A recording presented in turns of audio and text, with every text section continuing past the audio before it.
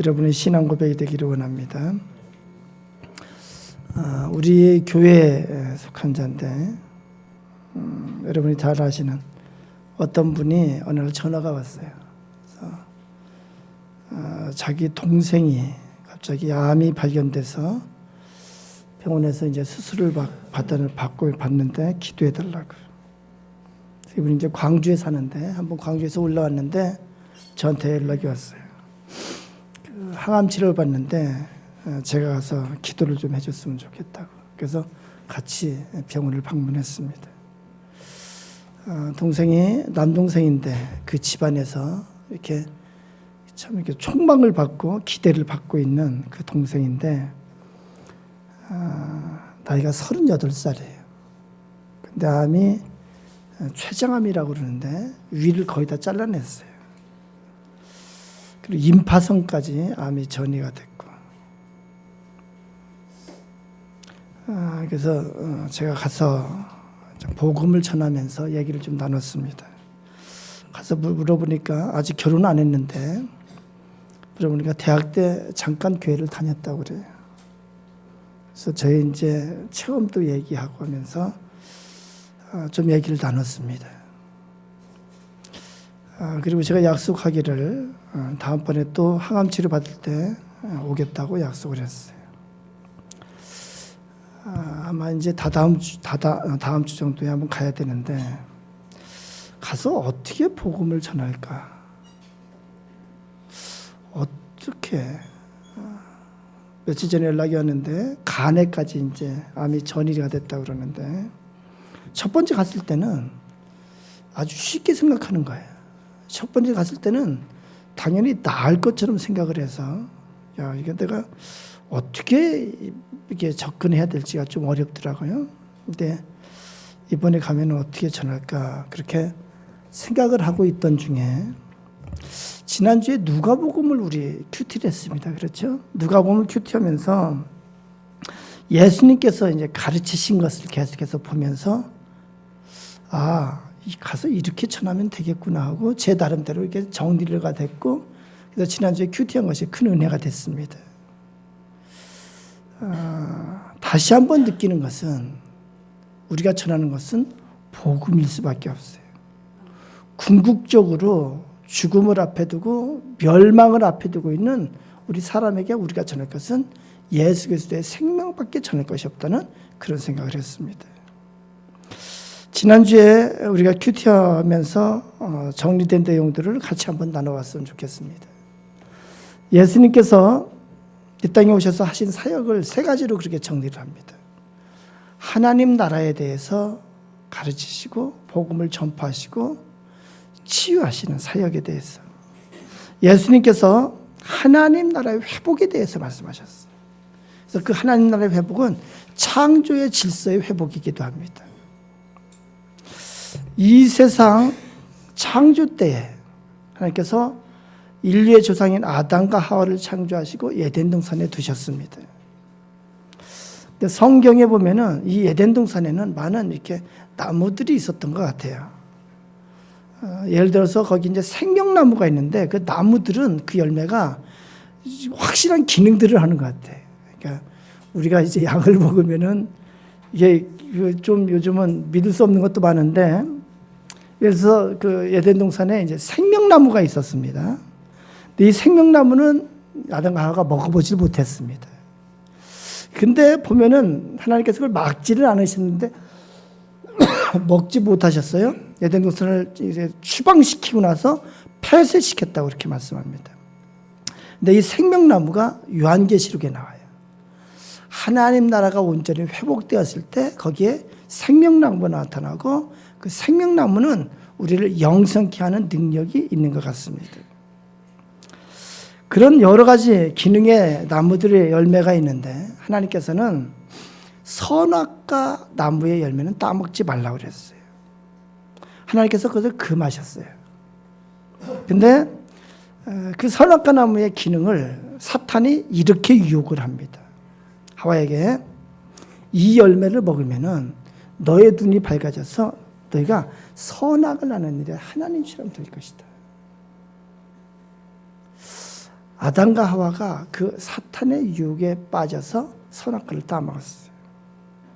그리고 본 것이 자기들의 수치스러운 모습을 보게 되고, 그리고 두려움을 갖게 되고 수치심을 갖게 됐습니다. 이 선악과를 먹은 결과가 에덴에서 추방을 당하게 됩니다. 결국 생명의 과실을 못 먹고 폐쇄가 됐습니다. 이것이 모든 인류의 그런 타락의 시작이고, 이것이 바로 죄의 시작이에요. 하나님의 계명을 어기고 하나님 앞에 불순종한 것. 그리고 그 결과는 뭐냐면은 스스로 자기가 선악을 판단하는 일에 하나님처럼 되는 거예요. 이 시대에도, 이 시대를 살아가는 모든 사람이, 아마도 모든 사람이 선악과를 따먹으면서 그렇게 자기 스스로 선악을 판단하는 일에 주인이 돼서 살아가고 있습니다. 이러한 사탄의 그러한 뱀의 그렇게 순종함을 통해서 모든 사람이 사탄의 자식이 됐어요. 모든 사람이 사탄의 자식이 됐는데, 이 사탄에 대해서 성경은 뭐라고 말하냐면은 멸망의 아비라고 말하고, 속이는 자라고 말하고, 죄와 죽음의 권세라고 그렇게 말합니다. 모든 사람의 삶이 죄와 죽음의 노예가 되어 있고, 그리고 모든 사람이 죽게 되고, 그 결과는 멸망이고, 그 멸망의 곳인 지옥에 가게 되는 것을 예수님께서 말씀해 주셨습니다. 이것이 인간의 상태예요. 사람은요, 이 문제를 해결할 수 없음에도 불구하고 많은 사람은 이 문제를 해결하기 위해서 갖가지 노력을 했어요. 진시황은 생명나무를 찾아서 불로초를 먹기 위해서, 영생하기 위해서 그렇게 가진 애를 썼습니다.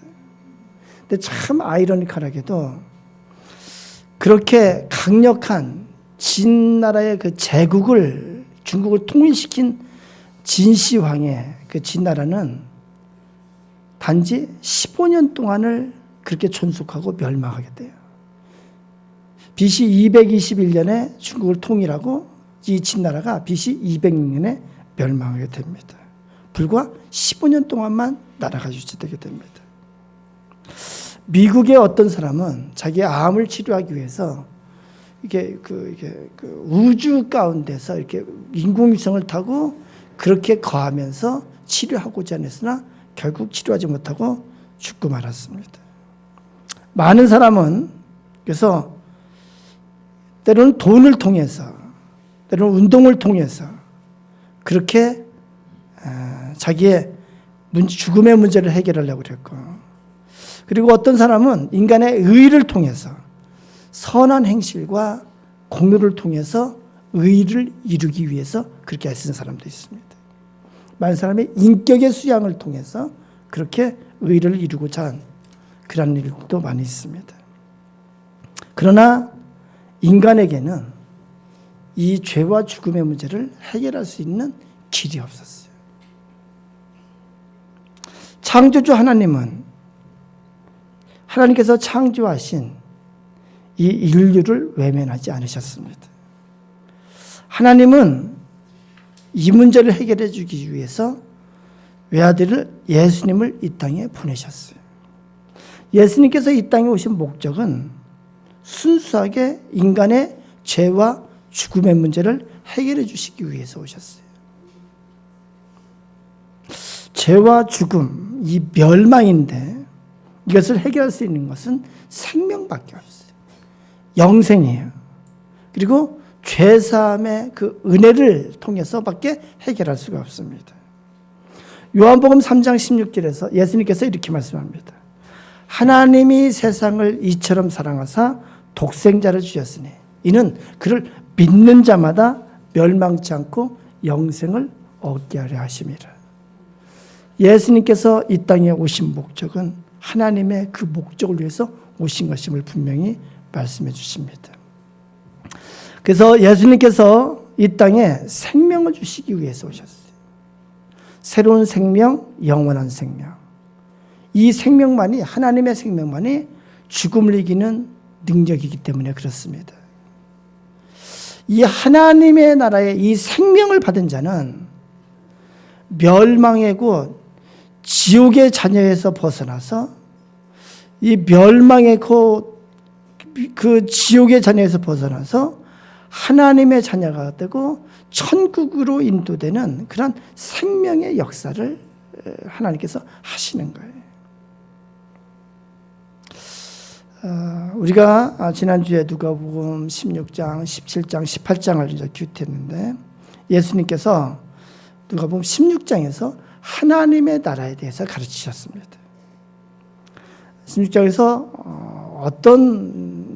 어떤 비유를 드시냐면은 부자와 거지 나사로의 비유를 드십니다. 부자는 이 땅에서 많은 것을 누리며 많은 것을 소유하며 그렇게 평안한 가운데 지냈습니다. 그러나 이 부자는 죽어서 지옥에 갔어요. 거지 나사로가 있는데 거지 나사로는 이 땅에서 멸시를 받으며 이렇게 빌어먹으면서 거지 그 부자의 대문간에서 얻어먹으면서 지냈습니다. 근데 이 거지 나사로는 죽어서 천국에 갔어요.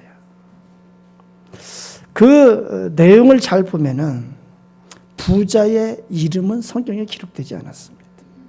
그것은 뭘 뜻하냐면은 이 땅에서 그가 어떻게 살았든지 간에 이 부자가 이 땅에서 사는 동안에는 이 세상에서의 자기 이름이 널리 알려지고 그 이름이 유명한 이름이었을 거예요. 그러나 이 부자는 하나님 앞에 기억된 이름이 아니에요. 하나님 나라의 생명책에 기록된 이름이 아니에요. 그래서 이 부자는 죽어서 지옥에 가고 거지 나사로는 이 세상에서는 무명한 자고 이 세상에서는 참으로 멸시받는 자지만 그 이름이 성경책에 기록이 되어 있어요. 나사로예요. 이것은 하나님께서 그 이름을 아신다. 그 이름이 하나님의 생명책에 기록된 거예요. 이 나사로는 죽어서 천국에 가는 것을 성경에 기록합니다. 여러분, 여러분의 이름이 이 세상에서 유명하든 무명하든지 간에 중요한 것은 하나님 앞에 여러분이 기억되는 거예요. 여러분의 이름이 생명책에 기록되는 것이 중요한 거예요. 그렇게 예수님께서 하나님 나라에 대해서 하나님 나라가 있는 것에 대해서 그리고 하나님 나라가 그렇게 이 땅에 임하는 것에 대해서 가르치셨어요. 누가복음 17장 지난주에 우리가 큐티를 하면서 바리새인들이 그 예수님께 묻습니다. 하나님 나라가 어느 때에 임하나이까 하고 묻습니다. 바리새인들이 묻는 하나님 나라는 어떤 개념이냐면 이 땅에서의 이스라엘의 회복이에요. 하나님의 백성인 이스라엘이 로마 압제에서부터 자유케 되는 그 해방되는 것을 그들은 하나님 나라의 회복이라고 봤습니다. 근데 그들에게 예수님께서 이렇게 대답을 하십니다. 하나님의 나라는 볼 수 있게 임하는 것이 아니요 또 여기 있다 저기 있다 못하리니 하나님 나라는 너희 안에 있느니라.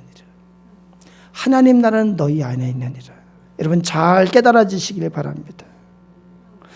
예수님께서 다른 곳에서는 하나님 나라가 이미 임했다고 그렇게 말씀합니다.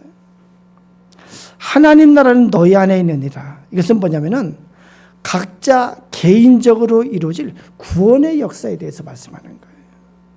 각자 개인적으로 받아야 될, 각자 개인적으로 얻게 될 생명의 역사에 대해서 예수님께서 말씀하는 거예요. 개인적으로 하나님 나라가 그 10년 가운데 임하는 역사가 일어난다는 것을 말씀해 주시는 거예요. 개인적으로 구원받아서 그 마음 가운데 예수 그리스도께서 주인이 되시고 하나님의 통치와 하나님의 다스림 가운데 지내게 되는 것을 예수님께서 말씀하시는 거예요. 그 마음 가운데 하나님 나라가 임하는 것에 대해서 말씀하시고 이것이 구원의 확신으로 체험될 것을 예수님께서 말씀해 주시는 거예요. 그리고 나서 또 가르치십니다. 뭘 가르치시면은 예수님 인자가 다시 오실 때에 대해서, 예수 그리스도의 재림의 때에 대해서 말씀합니다. 그러면서 노아의 때와 같이, 롯의 때와 같이 모든 사람이 시집가고 장가가고 집을 짓고 그렇게 사는 중에 심판의 날이 임한 것처럼 예수 그리스도의 재림이 그렇게 임할 것이라고. 그걸 정리하면 이렇습니다. 이 땅에 구원의 역사로 말미암아 개인적으로 하나님의 나라가 임하는 그런 역사가 있습니다. 그리고 이 모든 인류 가운데 역사적으로 이 세상에 마지막 때에 예수님께서 재림하심으로 말미암아 심판의 날이 있을 것을 예수님께서 분명하게 말씀하고 계십니다. 예수님께서 2000년 전에, 대략 2000년쯤 전에 이 땅에 오셨는데, 그때 오신 예수님을 우리가 초림 예수님이라고 해요. 처음으로 이 땅에 오신 예수님이라고 초림 예수님이라고 이렇게 말합니다. 초림 예수님은 죄인을 찾아오셨다고 말씀하세요. 처음에 오신 예수님은 심판에 대해서 심판하시는 심판장이 아니에요. 우리의 죄를 심판하시는 그런 분이 아니에요. 죄인을 찾아오셨어요. 심령이 가난한 자가 복이 있다고 말씀합니다. 회개하는 자를 찾아오셨어요. 예수를, 나는 죄인이지만 예수를 나의 구원자로, 나의 그리스도로 영접하는 자를 찾아오셨어요.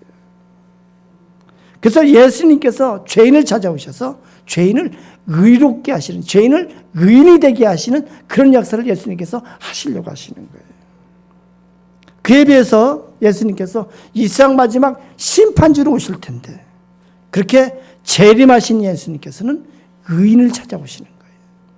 이제는 의인과 죄인을 분리하고, 죄인은 영원한 멸망의 곳으로 가게 하고, 의인은 구분해서, 알곡을 가락지와 구분하는 것처럼 구분해서 의인은 영원한 생명의 하나님 나라로 인도하시겠다고 성경은 그렇게 말씀하고 있습니다.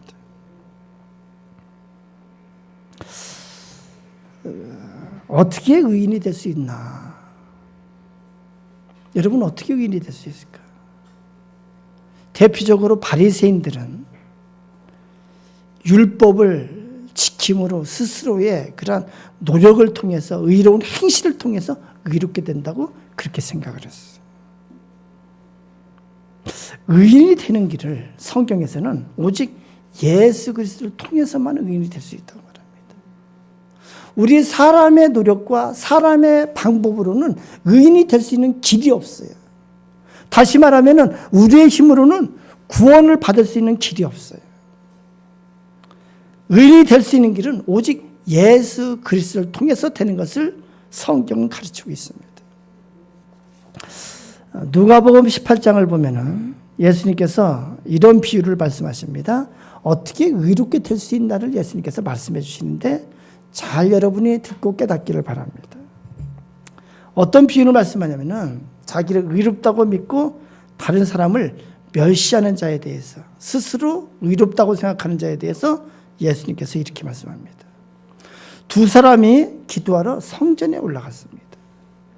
하나는 자신을 의롭다고 생각하는 바리새인이에요. 하나는 죄인 세리예요. 이 당시에 세리는 어느 정도로 죄인 취급을 받았냐면은, 세리가 되면은 그 가문에서, 그 족보에서 그 이름을 빼가라고 할 정도로 완전히 그렇게 죄인으로, 그렇게 완전 죄인으로 취급을 받던 그 시대입니다. 성전에 가서 바리새인은 이렇게 기도합니다.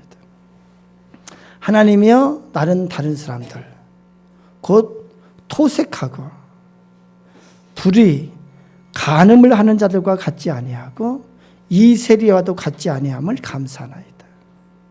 나는 일주일에 2번씩 금식하고 또 소득에 11조를 드리나이다.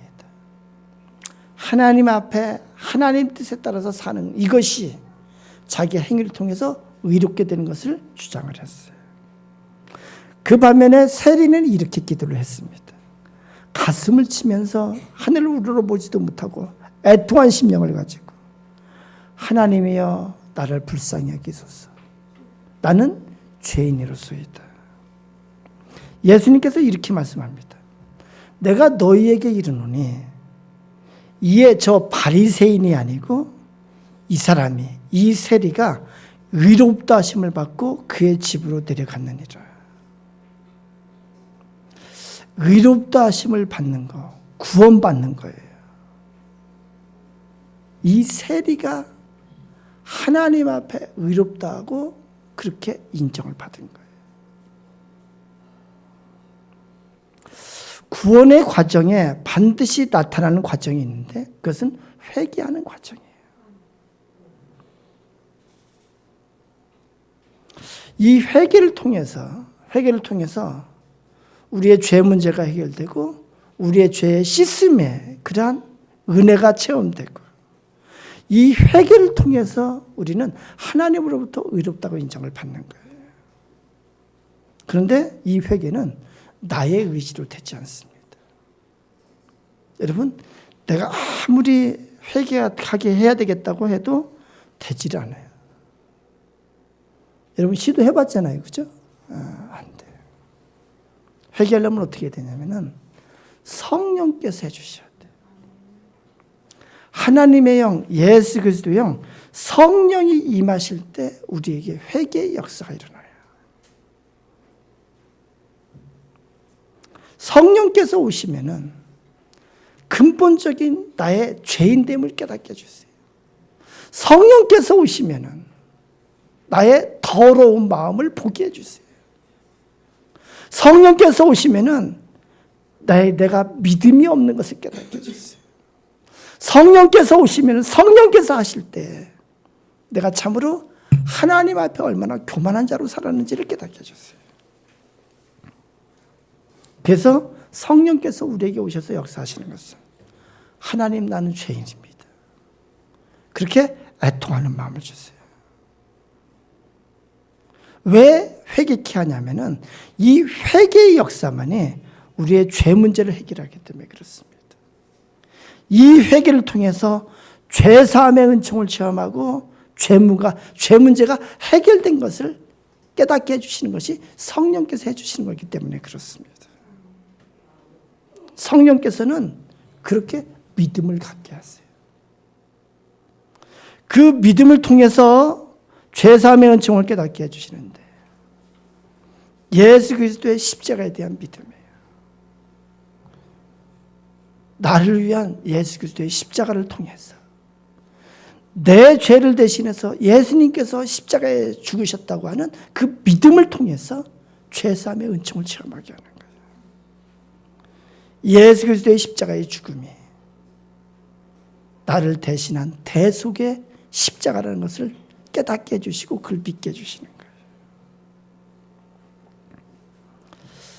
제가 오늘 로마서를 본문을 읽고 이렇게 먼저 얘기하는 것은 먼저 우리에게 복음이 필요하기 때문에 사도 바울이 로마서를 쓰면서 이 복음에 대해서 쓴다고 그렇게 말합니다.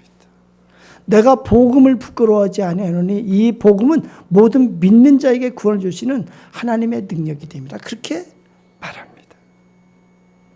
복음은 바로 예수 그리스도의 십자가와 부활입니다. 성령께서 우리에게 오실 때 이 복음이 나의 체험이 되고 이 복음이 나의 복음이 되게 하는 그런 역사가 일어나게 하시는 거예요. 성령께서 오시면은 정리하면은 회개의 역사가 일어나게 하시고 믿음을 갖게 하시고 예수 그리스도의 십자가와 부활에 대한 믿음을 갖게 하시고 그 예수 그리스도의 십자가가 나의 신앙 고백이 되고 성령께서 그 예수 그리스도의 십자가와 부활을 믿음으로 말미암아 내가 구원받았다고 하는 것을 확신하게 하는 그런 보증을 하시는 역사가 성령을 통해서 일어나게 됩니다. 고린도후서 13장 5절에 이렇게 기록을 합니다. 너희는 믿음 안에 있는가? 너의 자신을 시험하고 너의 자신을 확증하라. 예수 그리스도께서 너희 안에 계신 줄을 너희가 스스로 알지 못하느냐?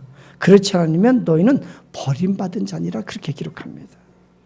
참 중요한 말씀이에요. 너희가 너의 믿음을 믿음 안에 있는 게 시험해 보라고 그래요. 주님께서 우리에게 기대하시는 것은 우리가 믿음 가운데 확신을 갖기를 원하시는 거예요. 우리가 구원받았다고 하는 이 확신을 갖기를 주님께서 원하시는 거예요. 그런 맥락에서 누가복음을 다시 돌아가 보면은 예수님께서 말씀합니다. 하나님 나라는 여기 있다 저기 있다 그렇게 되는 것이 아니다. 하나님 나라는 너희 안에 있느니라.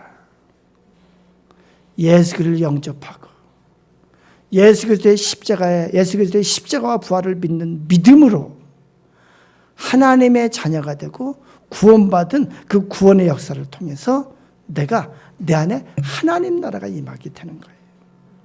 그렇게 하나님 나라가 임하고 나중에 예수님의 재림 때 하나님 나라가 완성될 때 그 하나님 나라에서 영생을 누리게 되는 거예요.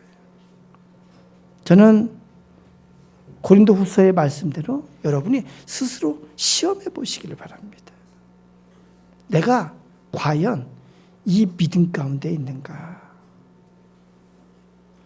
여러분 자신이 확증되기를 원합니다. 저는 스스로 시험할 때 이런 시험을 해요. 저는 이 깨달음으로 저희 구원에 대해서 확신하게 되는데 여러분도 참조했으면 좋겠어요. 우리가 그런 상상을 한번 해봅시다. 이 세상에 모든 사람이 없어요. 이 세상에 이 우주에 나 하나만 있어요. 나 하나만 있는데 예수님께서 이 땅에 오셔서 똑같이 그렇게 십자가에 죽으시고 부활하셨을까? 나 혼자만을 위해서. 거기에 대해서 여러분이 그렇게 했으리라고 믿습니다 하고 확신이 있으면은 여러분은 그 자신이 그 확신 가운데 거하는 거라고 저는 믿습니다. 왜 그러냐면은 왜 이렇게 말씀드리냐면은 이 구원의 문제는 개인적으로 체험되어야 되는 거기 때문에 그래요. 예수님께서 이 땅에 오신 것이 모든 사람을 위해서 오셨지만 무엇보다도 나를 위해서 오신 것임을 믿고 체험해야 되기 때문에 그렇습니다. 성령님께서 우리에게 역사하시는 것은 구원의 확신을 갖게 해주세요. 여러분 혹시 이제 구원파 신자를 만나본 적이 있나요? 구원파 신자를 만나면요, 대뜸 묻는 게 그거예요. 당신 언제 구원받았어요? 그래서 몇 년, 몇 월, 며칠에 구원받았는지를 막 캐물어요. 그래서 좀 이렇게 대답을 하려고 좀 이렇게 생각하고 좀 이렇게 멈칫하면은 막 의심하게 만들어요. 당신은 구원 못 받았다고 막 그렇게 막 이렇게. 그때 우리는 대답할 수 있어요. 아니야. 성령님께서 내 안에 계셔서 나의 구원에 대해서 보증해 주셔. 다른 사람이 무슨 말을 하든지 간에 성령님께서 내가 구원받은 것을 확신시켜 주셔. 저는 여러분에게 이러한 확신의 그런 은혜가 있기를 축원합니다. 저는 또 이렇게 시험도 했어요. 내가 기도하면서 아버지라고 부를 때 하나님께서 당연히 오 그래 하고 대답한다는 그 확신을 가지니까 그것이 내가 하나님의 자녀된 확신이구나. 저는 그렇게도 체험을 했습니다. 여러분에게 내 이름이 생명책에 기록됐구나 하고 확신할 수 있는 그런 구원의 확신이 여러분에게 있기를 축원합니다. 이 모든 것은 성령님께서 하시는 일이에요. 하나님 나라가 먼저 내 안에 임해야, 그래야 이 세상의 끝에 예수 그리스도의 재림 때에 예수님을 영접하고 하나님 나라에 들어갈 수 있기 때문에 우리의 구원의 확신은 중요한 거예요. 어떻게 해야 성령의 임재가 있을까? 어떻게 해야 구원을 받을 수 있을까? 어떻게 해야 될까요, 여러분? 제가 그 이제 암 환자에게 가서 제가 얘기할 것이 바로 이거예요. 예수님께서 누가복음 11장에서 기도에 대해서 가르치셨어요. 기도를 가르치면서 너희는 먼저 그의 나라와 그의 의를 구하라고 가르치십니다. 그리고 강청하는 기도에 대해서 가르쳤어요. 어떤 기도를 가르쳤냐면은 벗이 있는데 내가 이제 벗에게 가서 밤중에 대문을 두들기면서 다 자고 있는 밤에 가서 문을 두드리면서 나에게 떡 3덩이만 좀 나눠줘라. 나에게 손님이 왔는데 내가 먹일 것이 없어가지고 그런데 나한테 떡 3덩이를 나눠주라. 예수님께서 뭐라고 말씀하냐면은 친구이기 때문에 주는 것이 아니고 그 강청하는 것 때문에 준다고 그러면서 그 친구가 떡 3덩이를 준다는 거예요. 그리고 그 끝에 참 예수님께서 어려운 말씀을 쓰셨어요. 뭐라고 그러냐면은 너희가 악한 자라도 좋은 것으로 자기 자녀에게 줄 줄 알거든. 하물며 너희 하늘 아버지께서 구하는 자에게 성령을 주시지 않겠느냐. 그렇게 말해요. 아멘. 저는 이게 너무 은혜가 됐어요. 우리가 성령을 사모하며 성령을 구해야 되겠구나. 그래야 성령께서 나에게 오셔서 나에게서 하나님 나라를 이루어주시고 나에게서 의를 이루어주시는구나. 성령께서 나에게 오셔서 내가 구원받은 것을 확신케 해주시고 성령을 구해야 되는구나. 처음에는 이 세상 살면서 내가 그렇게 간절히 원하는 것에 대해서 이렇게 막 기도할 때 하나님께서 들어주시겠다 그렇게 해석을 했는데 이게 그것이 아니에요. 구하는 자에게 성령을 주시지 않겠느냐. 여러분, 성령을 간구해야 돼요. 목마른 사슴이요, 갈증이 나면은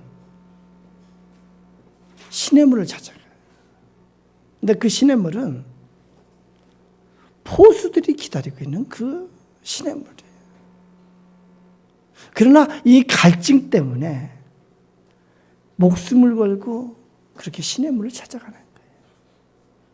시편 기자는 내 영혼이 하나님을 그렇게 찾고 그렇게 갈급한 심령이라고 그렇게 고백하고 있어요. 그래서 우리가 기도할 때 주님께서 우리에게 가르쳐 주시는 기도는 성령이 나에게 임하시도록, 그래서 성령께서 나에게 오셔서 진리를 깨닫게 해주시고 예수 그리스도의 십자가와 부활을 믿게 그렇게 인도하시는 성령을 간구하라고 말씀하는 거예요. 여러분, 사모해야 돼요. 간구해야 돼요. 내가 구원받도록 내 죄인인데 하나님 나 좀 구원해 주세요. 간구해야 돼. 우리가 신앙생활하면서 당면한 문제가 많이 뭐냐면은 지식적으로는 들어서 많이 압니다. 십자가의 도에 대해서도 알고 십자가 나를 대신해서 죽은 십자가인 것을 알고 예수님께서 부활한 것에 대해서 들었고, 그런데 이 지식적으로 아는 것이 믿어지지 않는 거예요. 이 지식적으로 아는 것이 나의 것이 아닌 거예요. 나의 신앙 고백이 되지 않는 거예요. 그러나 성령께서 오시면, 성령께서 나에게 역사하시면 모든 것이 예수 그리스도의 십자가, 예수 그리스도의 부활이 나의 신앙 고백으로 되어지는 것임을 믿습니다. 지난주 큐티했는데 누가복음 18장에서도 제목이 목요일 큐티인가요? 하나님 나라를 강청하는 기도라고 되어 있어요. 그 내용에 이렇게 되어 있습니다. 어떤 도시에 하나님을 두려워하지 않고 사람도 무시하는 재판장이 있어요. 근데 그 도시에 과부가 있는데 이 과부가 그 재판장에 가서 나의 억울함을 풀어주소 하고 몇 번 이렇게 간청을 했어요. 근데 이 재판장이 안 들어줍니다. 그렇죠? 근데 이 재판장이 나중에 어떻게 생각하냐면은 내가 저 원한을 풀어주지 않으면은 저 사람이 계속해서 나에게 와서 귀찮게 하겠구나. 그래서 그 원한을 풀어줄 것이다.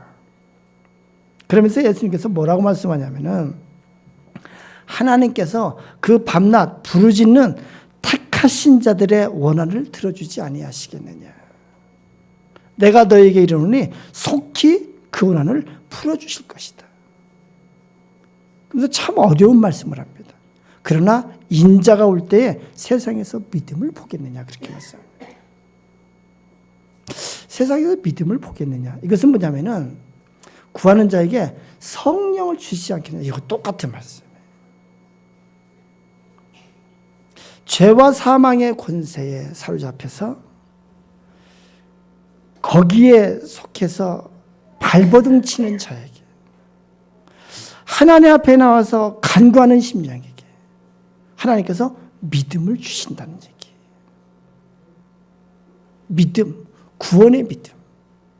예수 그리스도의 십자가와 부활에 대한 믿음을 성령님께서 주신다는 거예요. 여러분, 여러분의 기도가 먼저 무엇보다도 하나님의 나라와 하나님의 의를 구하는 기도가 되길 원합니다.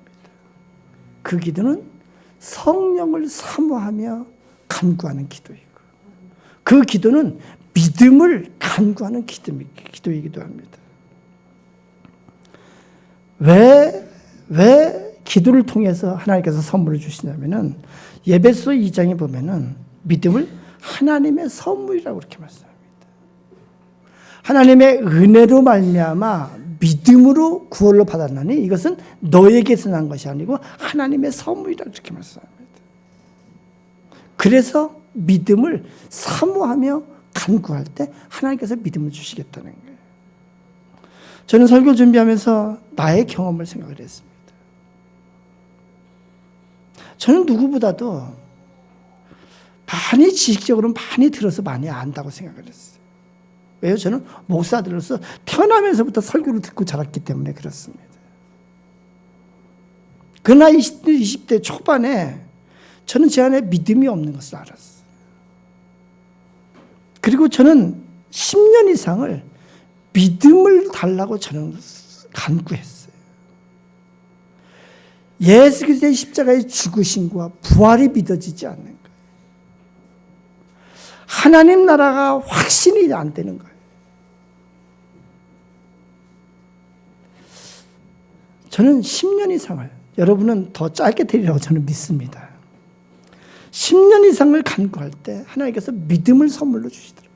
그 체험은, 그 기쁨은 얼마나 나의 인생을 변화시키는 그런 체험이고 그러한 기쁨이기도 했습니다.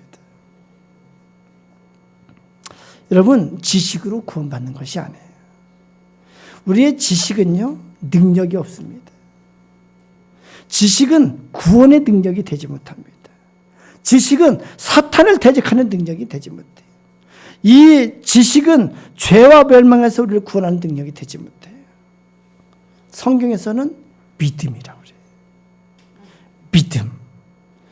예수를 나의 주, 나의 그리스도로 체험하며 고백하는 그 믿음이 우리를 구원하는 능력이 되고 우리를 죄와 사망의 싸움에서 이기게 하는 능력이 되는 거예요.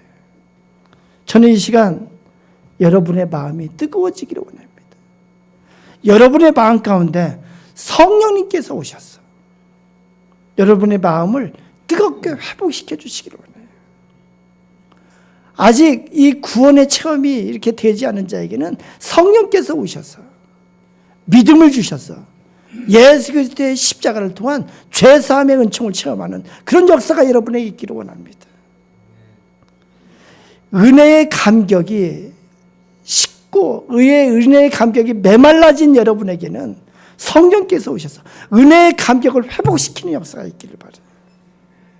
믿음의 역사, 성령께서 하시는 믿음의 역사가 여러분들에게 새롭게 이루어지는 이 시간이 되기를 축원합니다. 오늘 제가 이 본문 말씀, 오늘 우리가 로마서를 읽었는데 이 본문 말씀이 은혜를 체험한 자라고 제가 제목을 쳤어요. 오늘 본문의 말씀은 얼마나 이렇게 성경에서도 은혜를 체험한 자가 고백하는 신앙 고백의 아주 중요한 말씀이기 때문에 제가 오늘 본문을 이렇게 가지고 앞부분에 이렇게 복음에 대해서 말씀을 드리는 거예요. 오늘 본문 말씀 33절 34절 한번 같이 읽어봤으면 좋겠습니다.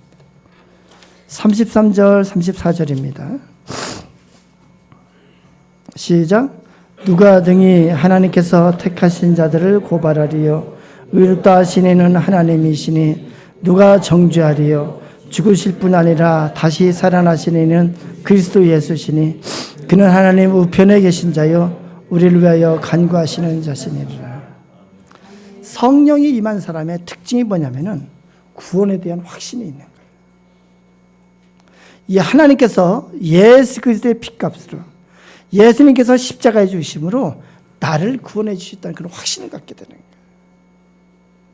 그래서 누가 우리를 정죄하리고 누가 우리를 고발하리요. 오직 나를 의롭게 하시는, 나를 의롭다 하시는 이는 하나님이시라고 이렇게 신앙 고백을 할 수 있는 거예요. 여러분, 내가 의롭게 되는 근거를요, 나 자신에게 두면은 내가 율법의 행위로 이렇게 내가 착하게 살고 인격적으로 이렇게 의로운 행위로 내가 이렇게 의롭게 되는 그런 근거를 두면은 우리는 금방 무너질 수밖에 없어요. 마귀가 네가 무슨 구원받았냐고 한번 하면은 그대로 무너질 수밖에 없어요. 구원의 근거를 나의 의지로 두면 어떤 일이 있냐면요. 이렇게 돼요. 어떤 날은 교회에서 이제 설교 듣고 참 은혜의 말씀이다. 말씀이 잘 귀에 들어오고 그리고 일주일 살아가면서 내가 뭐 죄를 잘 지지도 않고 그러면은 내가 구원받은 것 같아. 내가 하나님의 자녀로 구원받은 것 같아. 그런데 어떻게 되냐면은 내가 한번 실수해서 죄를 지으면은 나는 구원 못 받았어. 나는 지옥에 갈 거야. 이렇게 왔다 갔다 하는 거예요. 여러분, 나의 구원이 예수 그리스도의 십자가의 근거를 두면은 흔들리지 않는 거예요. 여기 고백처럼 나를 의롭다 하신 것은 하나님이시고 나를 죄사함의 은총의 그 은혜를 내가 체험하게 하신 것은 예수 그리스도의 십자가라고 하는 그 근거가 확실하면은 우리의 구원은 흔들릴 수가 없습니다. 우리 35절 36절도 같이 읽습니다. 35절 36절 시작. 누가 그리스도의 사랑에서 부르리요.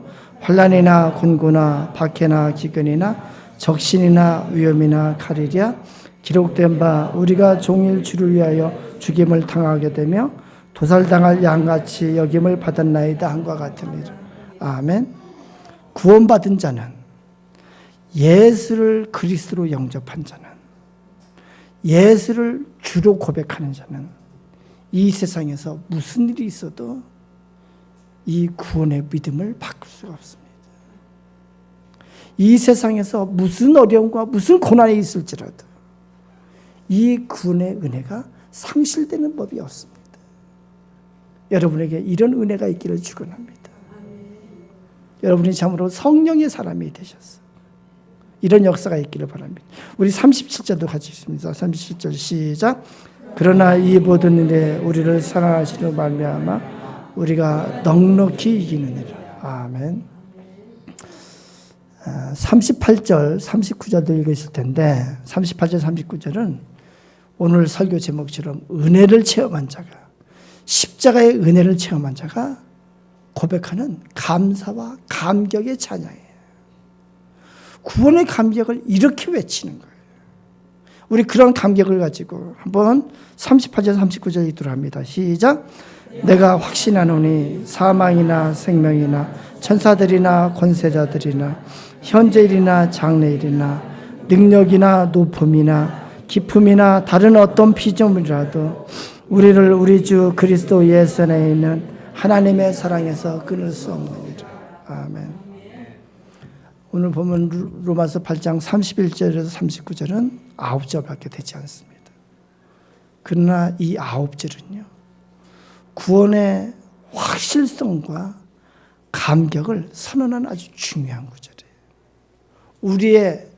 우리의 믿음이 우리의 이 구원에 대한 감격이 흔들릴 때마다 저는 여러분이 이 말씀을 읽으면서 여러분의 믿음이 회복이 되고 여러분의 십자가의 은혜가 다시 회복되는 역사가 있기를 바랍니다.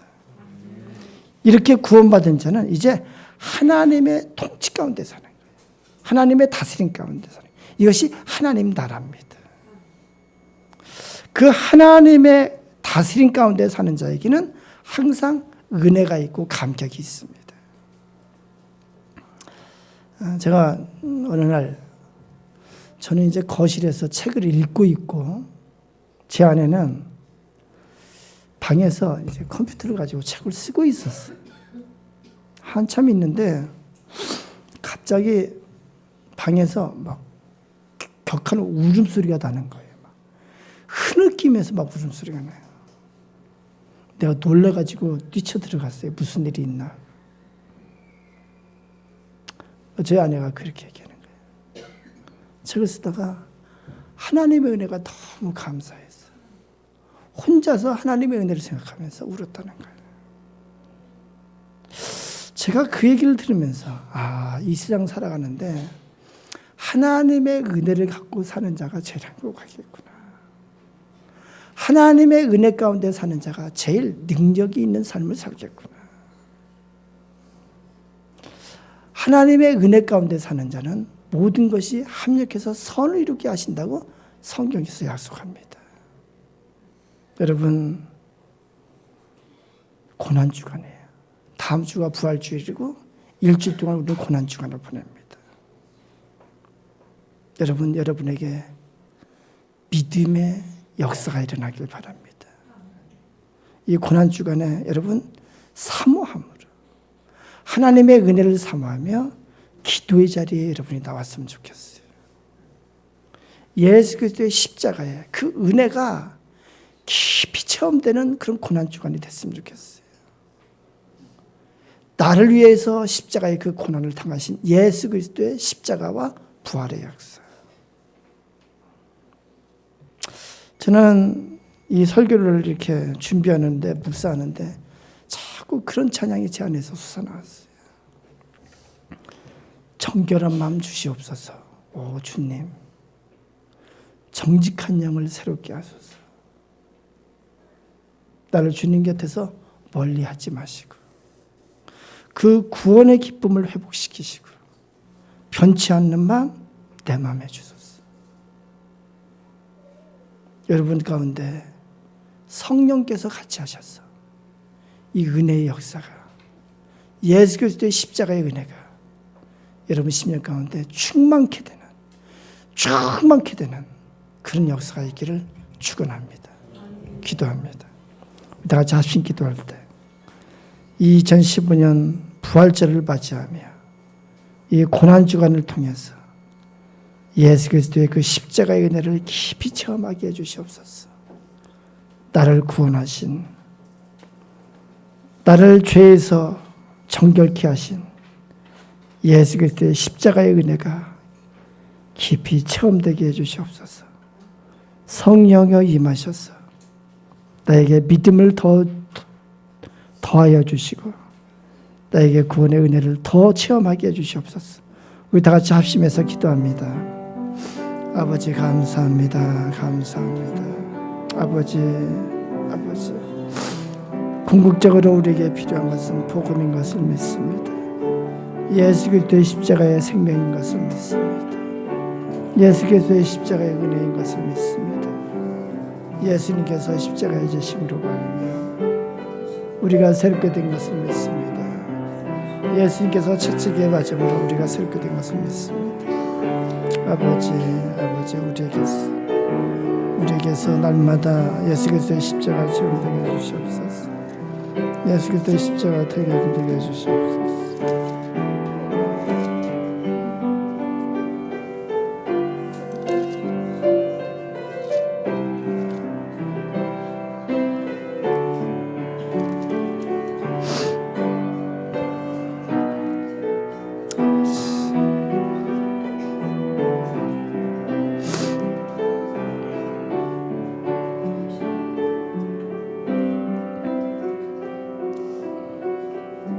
그가 질림은 우리의 허물 때문이요 그가 상함은 우리의 죄악 때문이라. 그가 징계를 받음으로 우리는 평화를 누리고 그가 채찍에 맞음으로 우리는 나음을 받았도다. 우리는 다 양 같아서 그릇 행하여 각기 제 길로 갔거늘 여호와께서는 우리 모두의 죄악을 그에게 담당시키셨도다. 하나님 아버지, 2015년 부활절을 맞이하며 고난주간을 지내며 우리에게 예수 그리스도의 십자가의 은혜가 회복되게 해주시옵소서.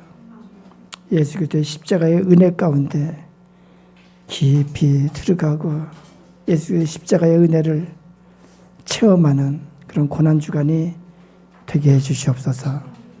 예수님 이름으로 기도드리옵나이다. 아멘.